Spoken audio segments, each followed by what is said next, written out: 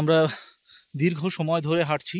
সকাল 10টা 15 ট্রেক শুরু করেছি, মানে অসম্ভব খাড়াই উঠেছি প্রায় 1.5 ঘন্টা ধরে। তারপরে এই সুন্দর উপত্যকাতে এসেছি আমরা। কিন্তু একটা অদ্ভুত ব্যাপার না বলে পারছি না, যে এই মুহূর্তে কিন্তু আর কোনো কষ্ট ফিল হচ্ছে না, কোনো খিদে ফিল হচ্ছে না, কিছুই নই।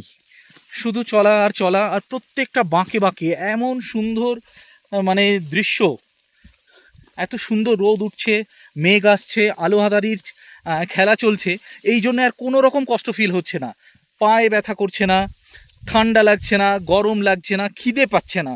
এমনকি যে প্রচণ্ড হাঁটা চলা করলে বা এত পাহাড় চড়লে যে হার্টবিট বা রিদমের যে প্রবলেম হওয়ার কথা, সেগুলো কিচ্ছু হচ্ছে না। একটা অদ্ভুত জায়গা। আপনারা দেখতে পাচ্ছেন আমার এই দিকটাতে পুরোটাই রয়েছে ভ্যালি, জুকু ভ্যালি, এবং টোটালটাই এক শ্রেণীর বাঁশের দ্বারা আবৃত। এখানে না আসলে সত্যি মানে বিশ্বাস করা যায় না যে কত সুন্দর সুন্দর জায়গা এখনও মানুষ পৌঁছতে পারেনি বসতির জন্যে। অবশ্য মানুষ বসতি স্থাপন করতে পারেনি বলেই এই সৌন্দর্যগুলো এখনও বেঁচে আছে। আর এখানে আমার মনে হয় যে বসতি স্থাপন বা হোটেল, রেস্টুরেন্ট, বিশেষ করে হোমস্টে, এই সমস্ত ফ্যাসিলিটিগুলোকে অ্যালাউ না করাই ভালো।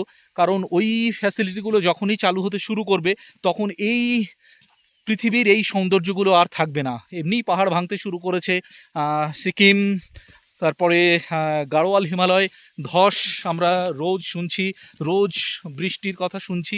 এই সৌন্দর্যগুলো এরকম রেস্ট্রিকশনের মধ্যেই থাক, এখানে কোনো হোটেল না হোক, এখানে কোনো হোমস্টে বা অন্য কোনো ফ্যাসিলিটি না হোক, মানুষ এভাবেই আসুক, এভাবেই থাকুক, আর বেঁচে থাকুক পৃথিবীর এই অপার সৌন্দর্য। সবাইকে রিকোয়েস্ট করব একবার জুকু ভ্যালিতে আসতে। এখানে না আসলে বোঝাই যাবে না। আমার ক্যামেরার পেছন দিকটাকে আমি দেখাতে পারছি, এবার আমি ঠিক ঘুরে গিয়ে আমার এই দিকটাকেও দেখাবো। এদিকেও এদিকেও সেই একই রকম কষ্ট সার্থক। এই রকম সুন্দর পরিবেশের জন্যে, দৃশ্যের জন্যে কষ্ট করাই যেতে পারে।